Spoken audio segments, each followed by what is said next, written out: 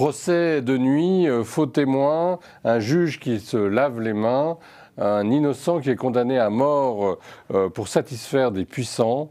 Ce n'est pas un procès qui vient d'avoir lieu en Afrique ou sur un autre continent, c'est un procès qui a eu lieu il y a 2000 ans à Jérusalem, le procès de Jésus.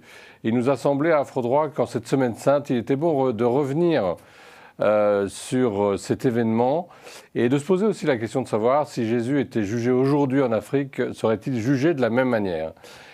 Pour en parler, pour en débattre, nous recevons à Afro-Droit le père Henri de Villefranche, qui est exégète, bibliste et qui est chanoine aussi de Notre-Dame de Paris.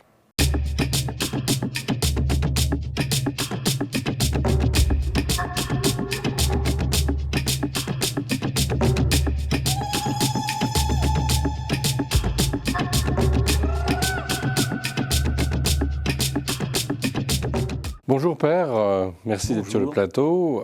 D'habitude on reçoit des avocats, des magistrats, des juristes, mais ce soir on vous reçoit, vous êtes prêtre du diocèse de Paris, vous êtes exégète et vous venez parler du procès de Jésus. Donc c'est aussi une affaire juridique.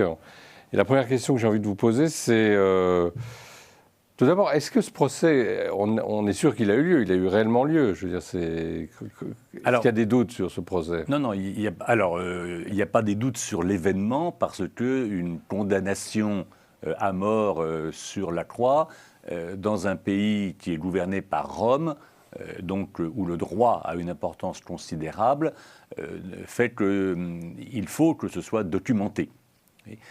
Maintenant, le problème, c'est que nous sommes dans une province éloignée qui est aux frontières de l'Empire romain.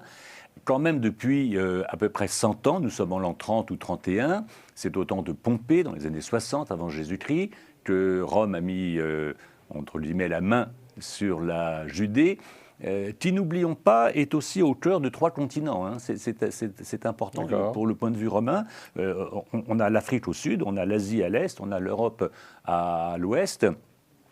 C'est un carrefour. Oui. Alors, le problème juridique est le suivant. Est-ce que le droit romain s'appliquait aux populations qui n'avaient pas, comme Jésus, la citoyenneté romaine, car Jésus n'est pas citoyen romain.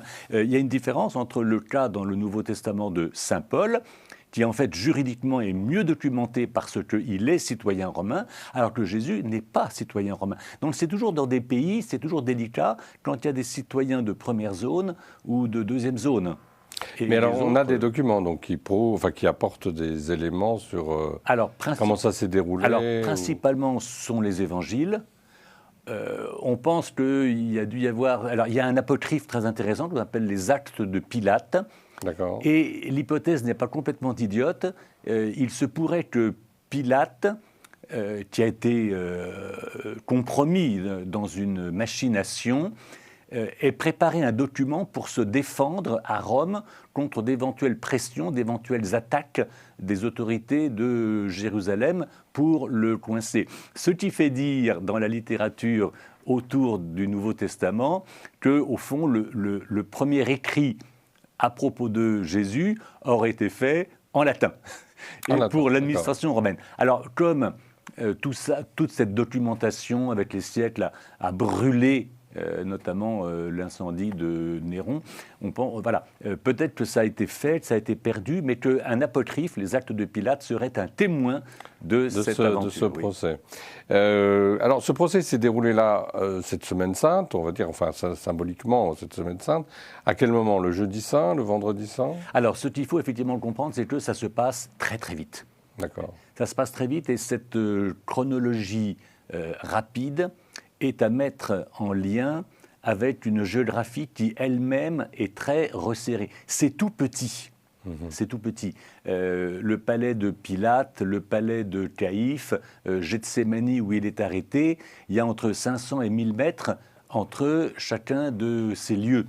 Donc il est écrit, il est raconté que ça se passe très vite Et c'est très vraisemblable avec la géographie qui est parfaitement repérée. Mais c'est un procès classique, donc rapide, mais est-il classique ou a-t-il plein d'irrégularités? C'est plein d'irrégularités. Le mot procès, à la limite, ne convient pas.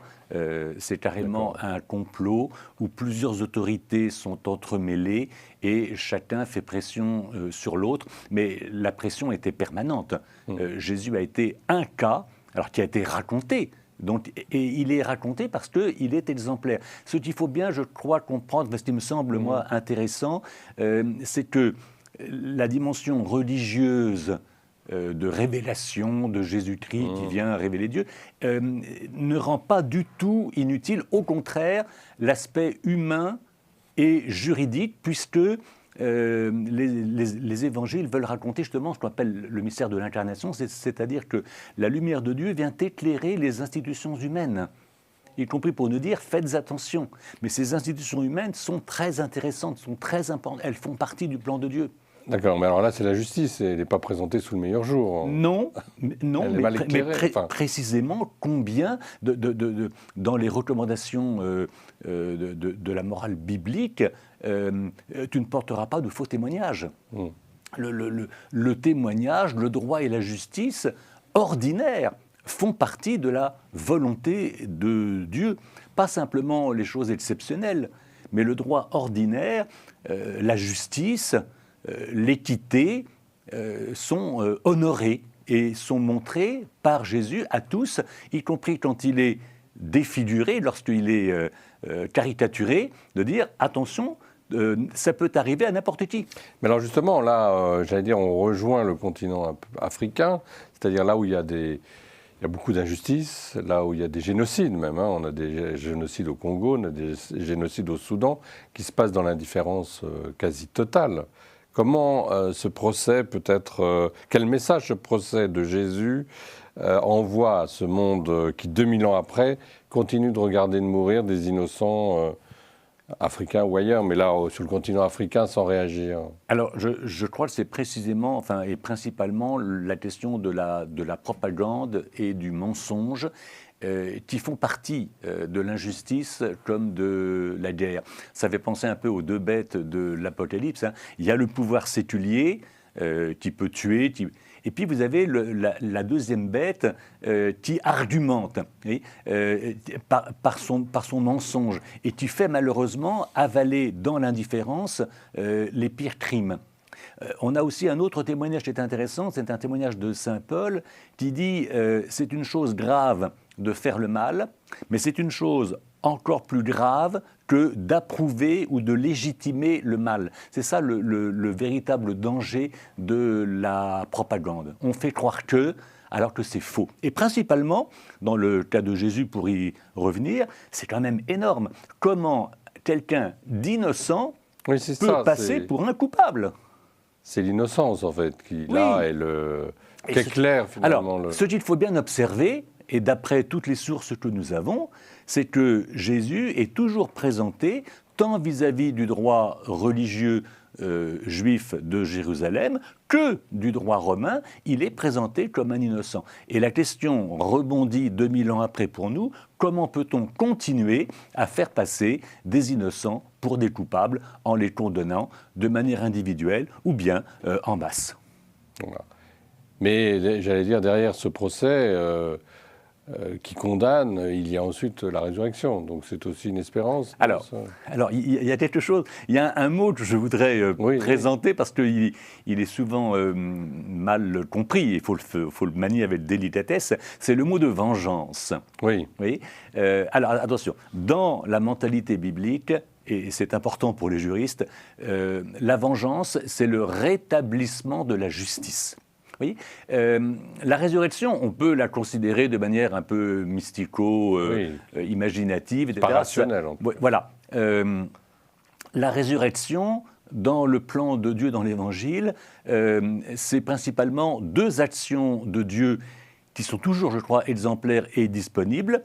On l'a déclaré coupable. Moi, je vous dis, il est innocent. Oui. Donc il faut clamer cela. Ce n'est pas inutile. 2, vous l'avez tué, moi, je le rends vivant. Oui, donc, voilà. Ce sont deux changements radicaux. Le rétablissement de la justice, donc qu'on appelle dans la Bible la vengeance. Donc c'est pas la vendetta, etc. Oui, il faut pas. C'est pas un malentendu. Il faut pas qu'il y ait un malentendu sur le mot vengeance. Alors voilà. Au contraire, c'est comme une grande lumière qui vient dans un terrain de mensonge où on fait passer l'innocence pour la culpabilité. On inverse complètement. Et Dieu, son projet, c'est de désinverser. Vous voyez, la méchanceté, l'injustice humaine ment, et Dieu rétablit la vérité. Donc Dieu se venge en réalité en rétablissant la vérité. C'est la manière dont Dieu se venge. Et ça, c'est quelque chose auquel il faut participer. C'est pour ça que la mémoire est importante. Il faut pouvoir reprendre le dossier dans son fond pour faire comprendre comment on a pu errer à ce point-là. Et faire entrer cette... Comment on erre encore aujourd'hui. Hein, mais c'était malheureusement, malheureusement c'est toujours disponible. Mais ce qui est intéressant, c'est de bien faire de l'Évangile une véritable machine d'efficacité pour ce rétablissement de la justice à tous les niveaux, au plan religieux comme au plan civil. Une dernière question peut-être, qui est un peu provocante, mais si si le procès de Jésus était fait aujourd'hui en Afrique ou ailleurs, mais est-ce que finalement il ne subirait pas le même sort, puisqu'on voit aujourd'hui tant d'innocents justement dont on parlait qui subissent ce sort. Ça, c'est un exercice assez traditionnel dans différentes cultures. De faire revenir Jésus dans des contextes particuliers, et malheureusement, le genre grand inquisiteur, et malheureusement tous les récits qui sont reconstitués, qui sont fabriqués, si vous voulez, montrent que ça serait exactement la même chose, c'est-à-dire qu'il y a un appel à la conversion, à la conscience, et cet appel n'est pas entendu. Mais cet appel, il faut le faire entendre. Oui. Ça, c'est notre espérance, c'est qu'au fond, en conscience, on correspond à ce rétablissement de la justice. Et ça, c'est à opérer dans toutes les sphères où on existe. Un petit mot sur Notre-Dame de Paris, parce que vous êtes chapelain de Notre-Dame de Paris. Vous avez des prêtres africains, je crois, qui sont là. Oui, nous avons des prêtres de la RDC qui font des études et qui participent. Alors oui, Notre-Dame, par exemple, dans la rénovation de Notre-Dame, il y a cette idée que la cathédrale, par sa représentation notamment des mystères de la Bible et de l'Évangile, est au service du rétablissement de la paix. Et tout visiteur ou tout pèlerin qui rentre dans Notre-Dame est invité à ressortir comme étant un amoureux de la paix, en tout cas un artisan de paix là où il retourne.